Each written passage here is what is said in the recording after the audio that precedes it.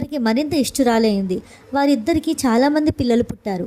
అందరూ పచ్చగా పనస పండ్ల ఉన్నారు. అయితే పుట్టిన ప్రతి బిడ్డను ఆమె గంగా నదిలో వదిలేసేది.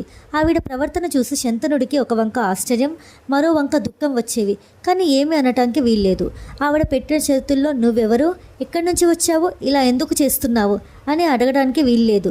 అందుకని శంతనుడు పల్లెత్తు మాట కూడా అనేవాడు కాదు. 7 కొడుకులు పుట్టారు. 7 ఏటిపాలయ్యారు. చివరకు 8వ బిడ్డ పుట్టాడు. ఆ పిల్లవాడిని కూడా గంగలో వదిలేయబోతుంటే శంతనుడు సహించలేక "నువ్వు తల్లివి కావు, ఎందుకింత పాపం చేస్తున్నావు" అని అడిగాడు.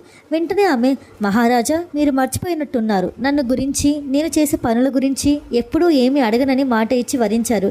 ఇక నేను క్షణం కూడా ఇక్కడ ఉండను. ఇప్పుడే వెళ్ళిపోతున్నాను. ఈ పిల్లవాడిని నేను చంపను. నేనెవరో మీకు తెలియదు. మునులు, మహర్షులు నిత్యం పూజించే గంగా నదికి అధిదేవతను నేను. పూర్వం ఒకానొకప్పుడు అష్టవసువులు తమ భార్యల్ని వెంట పెట్టుకుని వశిష్ఠ మహాముని ఆశ్రమ ప్రాంతాలకు విహారానికి వెళ్ళారు. అప్పుడు అక్కడ వారికి నందిని అనే ఆవు కనిపించింది. అది వశిష్ఠుల వారి పాడి ఆవు. అది చాలా అందంగా ఉంది.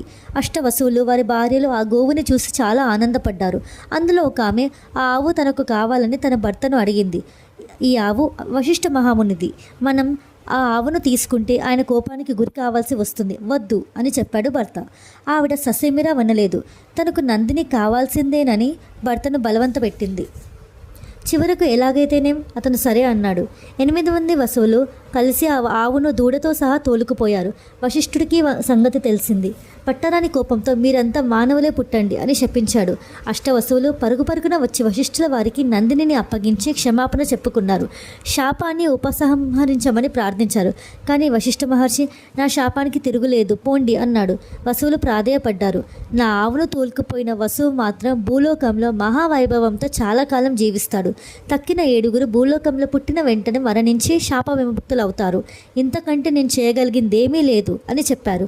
పోనీ కొంతలో కొంత ఇదైనా మేలే అని సంతోషించి అష్టవసువులు తిరిగి వెళ్ళిపోయారు. ఆ తర్వాత ఆ వసువులే నా దగ్గరకు వచ్చి "గంగాభవాని, నువ్వే మాకు తల్లివి కావాలి. మా కోసం నువ్వు భూలోకానికి వెళ్ళు. అక్కడ ఓ పునీతుణ్ణి వరించు. మేము నీ పుణ్యగర్భాన జన్మిస్తాం. మాకు త్వరగా శాప విమోచనం కలగాలి. మేము పుట్టిన వెంటనే గంగలో విడిచిపెట్టు తల్లి" అని మొరపెట్టుకున్నారు. అందుకని నేను భూలోకానికి వచ్చి మిమ్మల్ని పెళ్లి చేసుకున్నాను. అష్టవసువులే మనకు జన్మించారు. ఈ చివరి సంతానాన్ని నేను కొంతకాలం పెంచి మీకు అప్పగిస్తాను అని చెప్పి గంగాదేవి అంతర్ధానం అయ్యింది. ఆ పిల్లవాడి దేవవ్రతుడు. వశిష్ఠ మహాముని వద్ద వేదాంగాలు చదువుకున్నాడు. శుక్రాచార్యుల వారి వద్ద శాస్త్రాలన్నీ నేర్చుకున్నాడు. విలువిద్యలో ఆరితేరాడు. రాజనీతి కోవిదుడిగా పేరు పొందాడు. ఆ దేవవ్రతుడే తర్వాత భీష్ముడయ్యాడు. ఆయన కౌరవ పాండవ వంశాలకు పితామహుడు.